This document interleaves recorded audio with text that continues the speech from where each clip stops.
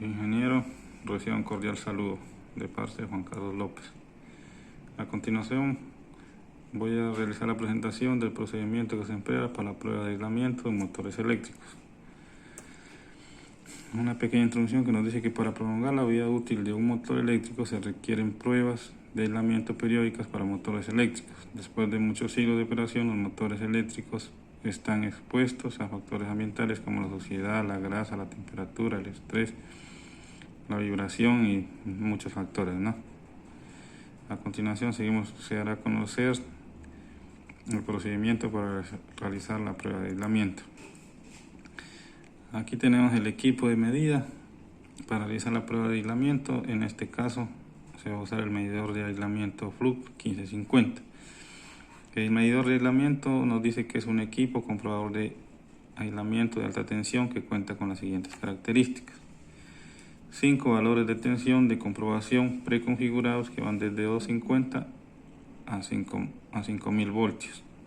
También tenemos la medición de resistencia, la medición de índice de polarización, medición de índice de absorción dieléctrica y indicación de tensión de ruptura.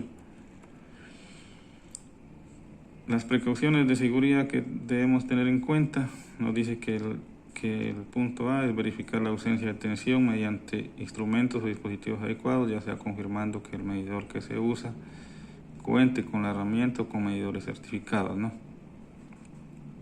Este medidor debe estar certificado y calibrado también, ¿no? En este caso, para tener una buena medición. Aunque se verifique que no hay tensión, es conveniente por razones de seguridad cortocircuitar y poner a tierra las partes conductoras entre las que se medirá la aislación, ¿no? El punto C nos dice que si se verifica que hay tensión, se procederá a descargar la energía electrostática almacenada en la aislación mediante resistores apropiados hasta que se verifique la ausencia de tensión, así como indica el punto A, y después procedemos con el punto B, ¿no? Se procede a efectuar la medición considerando las opciones de medición disponibles de modo de satisfacer los requisitos de su prueba, ¿no? Estos requisitos, como sabemos, también deben de tener una normativa que la tenemos aquí en la reglamentación, que nos dice que para el análisis de las medidas de aislamiento de los motores se reglamenta bajo la norma IEEE 43-2000. La norma IEEE 43-2000 nos dice que la norma referida da a conocer las directrices de trabajo al momento de realizar las pruebas de aislamiento e interpretar los resultados de los valores obtenidos en las pruebas de aislamiento, ¿no? El índice de polaridad, índice de absorción dieléctrica. Esta norma se contempla con una norma IEEE 95-2002 que se refiere a los ensayos de alta tensión en máquinas nuevas y usadas, ¿no?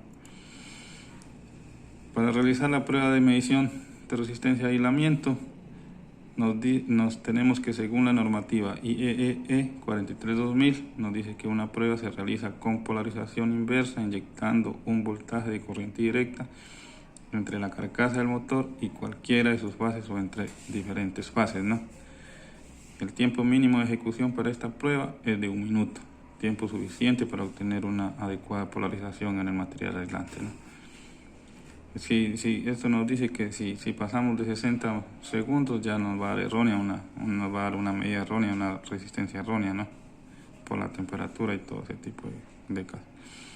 El siguiente punto nos dice que al realizar esta prueba se tiene que tener claro conocimiento de cuál es la distribución correcta de las bobinas para un motor de 6, 9 y 12 terminales en el caso de un motor trifásico, y cuáles son las bobinas auxiliar y principal para el caso de un motor monofásico.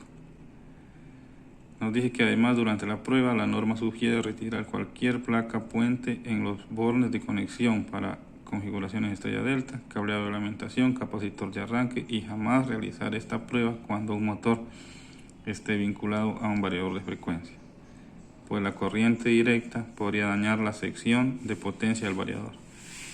Otra sugerencia es conectar a tierra las puntas de las bobinas que no estén vinculadas al proceso de medición en ese momento, ¿no?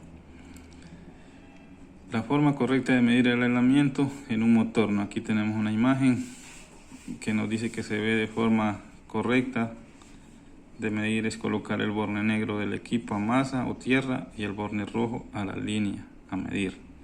Como tenemos ahí en la imagen, tenemos El borde negro lo tenemos cogido desde la carcasa y el borde rojo en un conductor, ¿no? El conductor que queramos medir. O también se la puede realizar entre conductores, como nos decía la norma.